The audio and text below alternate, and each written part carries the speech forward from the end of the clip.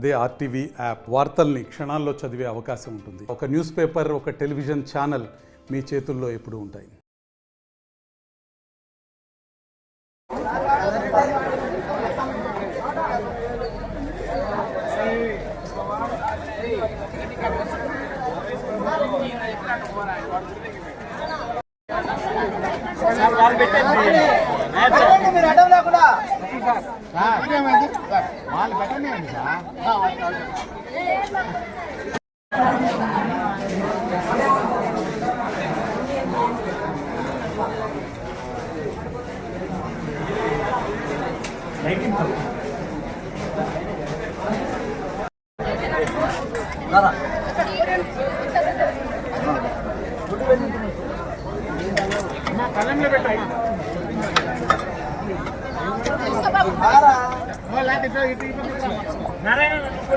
కంభం ప్రభుత్వ జూనియర్ కళాశాలలో నేను తెలుగు అధ్యాపకునిగా పనిచేస్తున్నాను. నా పేరు ఎస్ కృష్ణయ్య. ఈ నెల 4వ తేదీన మన ఆంధ్రప్రదేశ్ రాష్ట్ర ప్రభుత్వం ఇంటర్మీడియట్ విద్యార్థుల కోసం డొక్కా సీతమ్మ మధ్యాహ్న బడి భోజన పథకం ప్రారంభించింది. ఈ నేపథ్యంలో మా కళాశాలలో 348 మంది విద్యార్థుల కోసం మా ప్రిన్సిపల్ గారు, అలాగే మా అధ్యాపక సిబ్బంది అన్ని ఏర్పాట్లు కుకింగ్ ఏజెన్సీకి నిర్వహించుకోవటానికి అవసరమైనటువంటి అన్ని మౌలిక వసతుల్ని ఏర్పాటు చేయటం జరిగింది.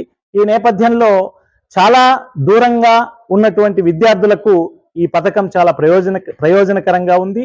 ఇంటి వద్ద నుంచి ఉదయం 6 గంటలకి 7 గంటలకి అటు బేస్తవారిపేట మండలం వెలగలపాయ, అద్దవీడు మండలం వెలగలపాయ, బేస్తవారిపేట మండలం కోనపల్లి తదితర గ్రామాల నుంచి కూడా మాకు విద్యార్థులు ఉన్నారు. వారిలో చాలా మంది ఇంటి దగ్గర సరైనటువంటి వసతులు లేక భోజనం తెచ్చుకునేవారు కాదు. దీంతో మధ్యాహ్నానికే బడి నుంచి ఇంటికి వెళ్ళేవారు. దీంతో ఆబ్సెంటీస్ సమస్య, గైర్హాజరీ చాలా ఎక్కువగా ఉండేది గతంలో. ఈ వారంలో గడిచిన 2 రోజులుగా పెడుతున్నటువంటి ఈ మధ్యాహ్న భోజన పథకం వల్ల రోజు రోజుకు మా విద్యార్థుల యొక్క హాజరు కూడా గణనీయంగా పెరుగుతుంది. అంటే దీనివల్ల, ఈ పథకం వల్ల విద్యార్థులకు ప్రయోజనం కలుగుతుంది అనేది నేను చెప్పదలుచుకున్నాను. నా పేరు షేక్ అమీర్ బాషా. ఖమ్మం ప్రభుత్వ జూనియర్ కళాశాలలో first year MPC English medium చదువుతున్నాను. మన ఆంధ్రప్రదేశ్ రాష్ట్ర విద్యాశాఖ మంత్రి అయిన శ్రీ నారా లోకేష్ గారు ముందుగా వారిని ధన్యవాదములు తెలుపుతున్నాను. ఎందువలన అంటే వీరు డొక్కా సీతమ్మ గారి మధ్యాహ్న భోజన పథకం ప్రభుత్వ కళాశాలలో ఏర్పాటు చేశారు.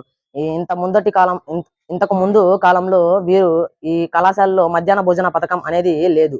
వీరు మధ్యాహ్న భోజన పథకం అమలు చేయడం వల్ల మాలాంటి విద్యార్థులకు ఎంతో ఆనందం కలిగింది. ఎందువలన అంటే నాతోటి విద్యార్థులు దూర ప్రాంతం నుండి కళాశాలకు చదువుకోవడానికి వస్తూ ఉంటారు. వారు బస్సు ప్రయాణంలో కళాశాలకు చదవడానికి వస్తారు. వారు వారి ఇంట్లో తల్లిదండ్రులకు ఏమైనా బాగలేకపోయినా, లేదా వారి తల్లిదండ్రులు ఏమైనా పనిపడి వేరే ఊరు వెళ్ళినప్పుడు వీరే లంచ్ ప్రిపేర్ చేసుకుని వచ్చేసరికి బస్సు ప్రయాణం లేట్ అవుతుంది. అందువల్ల వీరు కళాశాలకు చాలా ఆలస్యంగా వస్తారు. ఒకవేళ వీరు కళాశాలకు వచ్చిన బాక్స్ మర్చిపోతారు తెచ్చుకోవడం. లేకపోతే చాలా మంది విద్యార్థులు ఈ మధ్యాహ్నం అనేది అన్నం తినకుండా అలానే కళాశాలలో కూర్చుంటున్నారు. ఈ శ్రీ నారా లోకేష్ గారు మధ్యాహ్న భోజన పథకం అమలు చేయడం వల్ల మాలాంటి కళాశాలలో ఉన్న విద్యార్థులందరూ మధ్యాహ్నం భోజనం తింటున్నారు. ఈ మధ్యాహ్న భోజన పథకంలో భోజనం కూడా చాలా బాగా ఉంది. ఈ మధ్యాహ్న భోజనం పథకం పెట్టిన శ్రీ నారా లోకేష్ గారిని హృదయపూర్వక ధన్యవాదములు తెలుపుతున్నాను. నా పేరు తమ్మినేని చాతుర్య. నేను second year HEC government junior కళాశాలలో ఖమ్మంలో చదువుతున్నాను. సో మా కాలేజ్లో మిడ్ డే మీల్స్ ప్రోగ్రామ్ అనేది చాలా సక్సెస్ఫుల్గా ఇంప్లిమెంట్ అవుతుంది. ఈ మిడ్ డే మీల్స్ ప్రోగ్రామ్ అనేది ఇంతకుముందు వరకు కేవలం స్కూల్ లెవెల్ వరకు మాత్రమే ఉండేది. బట్ ఇప్పుడు కాలేజ్ లెవెల్లో కూడా ఎక్స్టెండ్ చేసి ఇంప్లిమెంట్ చేస్తున్నందుకు we are very thankful to our honourable Nara Lokesh sir. So ఈ మిడ్ డే మీల్ ప్రోగ్రామ్ వల్ల మేము ఎలా ఉపయోగించుకుంటున్నామంటే, మాకు ఎలాంటి ప్రయోజనం ఉందంటే, దూరాభారం నుంచి వచ్చే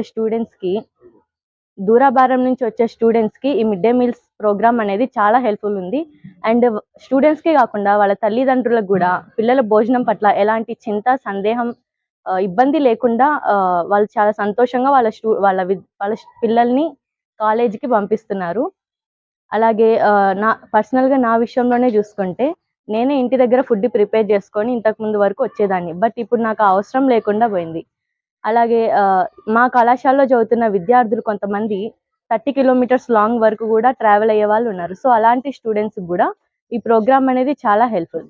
అలాగే మనం మిడ్ డే మీల్స్ ప్రోగ్రామ్ యొక్క మెన్యూ చూసుకున్నట్లయితే there are items which are nutritious to the students. So ఇలాంటి మెన్యూ పెట్టడం వల్ల మాలాంటి పేద విద్యార్థులకు కూడా ఎంతో హెల్ప్ఫుల్ అవుతుంది. సో నా తరపున, మా కాలేజ్ తరపున, ఆంధ్రప్రదేశ్ జూనియర్ కళాశాలలో చదువుతున్న ప్రతి ఇంటర్మీడియట్ విద్యార్థి తరపున గౌరవనీయులైన మానవ వనరుల శాఖ మాతులు శ్రీ నారా లోకేష్ గారికి మా హృదయ మరిన్ని వీడియోస్ కోసం ఛానల్ ని సబ్స్క్రైబ్ చేయండి. లేటెస్ట్ అప్డేట్స్ కోసం వాట్సాప్ ఛానల్ ని ఫాలో అవ్వండి. అండ్ లింక్ డిస్క్రిప్షన్ లో ఉంది.